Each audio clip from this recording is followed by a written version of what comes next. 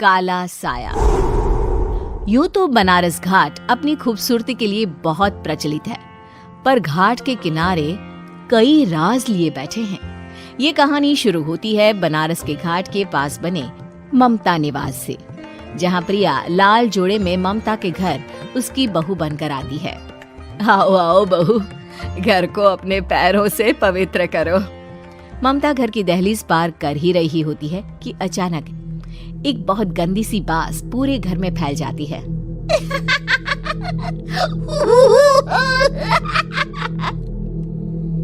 ये बदबू और ये आवाजें, ये कौन हंस रहा है माँ?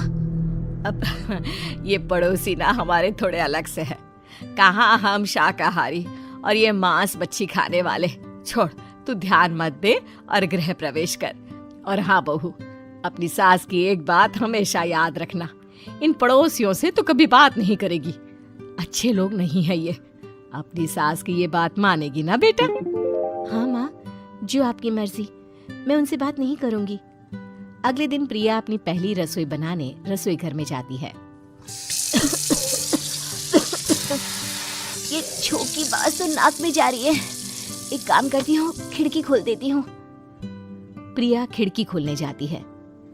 इतने जाले, लगता है इस खिड़की को कभी खोला ही नहीं गया। पर ऐसा क्यों? ओह, नॉन वेज की स्मेल आती होगी ना। 2 मिनट के लिए खोल लेती हूँ, फिर बंद कर दूंगी। प्रिया खिड़की खोलती है। खिड़की खोलते ही उसकी नजर सामने वाले घर की खिड़की पर पड़ती है, जहाँ एक लड़की खड़ी होती है, हाथों में मेहंदी, लाल रंग की साड़ी, बिल्कुल सजी धजी, मानो प्रिया की तरह ही वो भी नई नवेली बहू हो। वो प्रिया को देखकर मुस्कुराती है। हे भगवान, माँ ने तो इनसे बात करने को मना किया था। प्रिया फौरन ही खिड़की बंद कर देती है और तवे पर चढ़े रोटी की ओर देखने लगती है, पर वहाँ रोटी न होकर मछली पड़ी होती है। ये क्या? पहली ही रसोई में इतनी बड़ी गलती। हे भगवान, अब मैं क्या करूं? प्रिया बहुत डर जाती है और फौरन रसोई की सफाई करने और फिर सभी के लिए खाना बनाने लग जाती है। जब वो सबको खाना परोसती है, सब तो ठीक है, मैं बेकार में चिंता कर रही थी। हे भगवान, ऐसे ही बस अपनी कृपा बनाए रखना। रात के वक्त जब सब सो रहे होते हैं, तब प्रिया को पायल की आवाज सुनाई देती है, जिससे उसकी आंख खुल जाती है। ये पायल की आवाज कहाँ से आ रही है? प्रिया उठकर उस आवाज के पीछे छत की सीढ़ियों तक जाती है।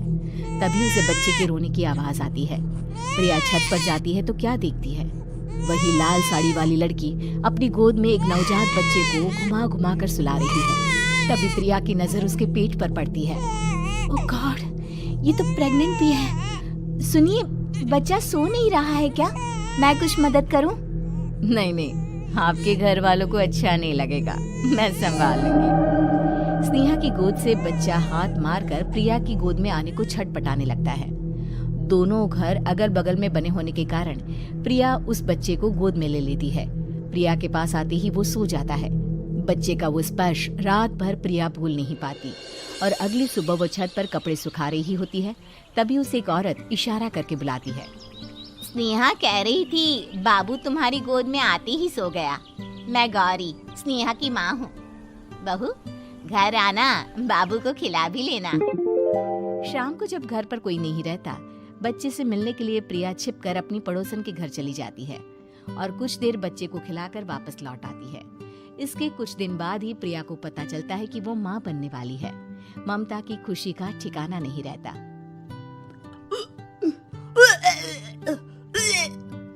माँ जी, पता नहीं क्यों उल्टी आ रही है। प्रिया भागती हुई वॉशरूम में जाती है तो हरे और लाल रंग की उल्टी करती है। उस उल्टी में से कीड़े निकलते हैं। ये क्या? खून और ये कीड़े! माँ! माँ! प्रिया की आवाज सुनकर ममता दौड़ कर आती है, पर बेसिन में कुछ नहीं होता। प्रिया हक्की बक्की रह जाती है। ये सब क्या हो रहा है? प्रिया घबरा जाती है और अपने कमरे में जाकर सो जाती है। डर के कारण वो इतनी थक जाती है कि उसकी आंख लग जाती है। तब उसे ऐसा लगता है उसके पेट पर मानो कोई बैठा हुआ हो। कौन हो? प्रिया के पेट पर एक 5 महीने की बच्ची बैठी हुई थी, जो बुरी तरह जली हुई थी। माँ, तुम ही मुझे लाई ना अपने पेट में। मैं तुम्हारी माँ नहीं हूँ। कौन हो तुम? माँ, देखो मैं जल गई बुरी तरह से। 6 महीने पेट में रहने को भी मुझे नहीं मिला। सहला दो ना माँ। बचाओ, बचाओ, माँ। ममता दौड़कर कमरे में आती है। प्रिया की बातें सुनकर वो सब समझ जाती है। तू कहीं बगल वाले घर में तो नहीं जाकर आई ना बहू? मुझे माफ कर दो, मैं गई थी माँ। उस घर में सब मरे हुए हैं बहू। कई साल पहले स्नेहा उस घर में बहू बनकर आई थी। कुछ ही दिन में वो एक बच्चे को जन्म देने वाली थी। पूरा घर बच्चे के आने की खुशी में खोया था कि एक दिन अचानक उस घर में आग लग गई। सब बुरी तरह जलकर मर गए। गौरी आज भी दादी बनने का इंतजार कर रही है और इसीलिए स्नेहा ने अपना अजन्मा बच्चा तुम्हारी कोख में डाल दिया। ममता ये कह रही होती है कि पीछे से उसके पैरों को एक बच्चा पकड़ लेता है। दादी, दादी। माँ, स्नेहा की गोद में यही बच्चा था। ये बच्चा कौन है फिर? तेरी मौत है। तेरी भी दादी। जिस चीज का ममता को डर था वही हो गया। ममता निवास के ऊपर मौत ने चादर बिछा दी थी। प्रिया का पेट ऐसे बढ़ जाता है मानो 9 महीने का हो। 2 हाथ उसके पेट से बाहर निकलते हैं। बहू, संतोष को फोन कर, किसी पंडित जी को बुला बहू। प्रिया का पति भागता हुआ घर आता है। ये तो होना ही था माँ।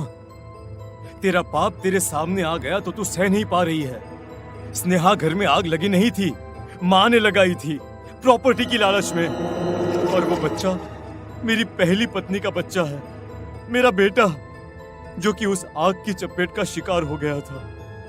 मैंने तुमसे ये सब माँ के कहने पर छुपाया था। मुझे माफ कर दो प्रिया। तुम अगर चाहो तो यहाँ से जा सकती हो। मैं तुम्हें किसी भी बंधन में रखना नहीं चाहता। मेरी शादी हुई है आपसे, मैं आपको छोड़ नहीं सकती, पर उससे पहले हमें स्नेहा, उसकी माँ और बच्चे की आत्मा की शांति करवानी होगी। संतोष और ममता गौरी के घर जाते हैं। अंदर सब कुछ जला हुआ होता है। जमीन पर जली हुई लाशें बिखरी हुई थी। ममता रो रो कर अपनी करने की माफी गौरी से मांगती है। प्रिया स्नेहा के घर वालों का अंतिम संस्कार करवा देती है और ममता निवास फिर से आत्माओं के साए से मुक्त हो जाता है।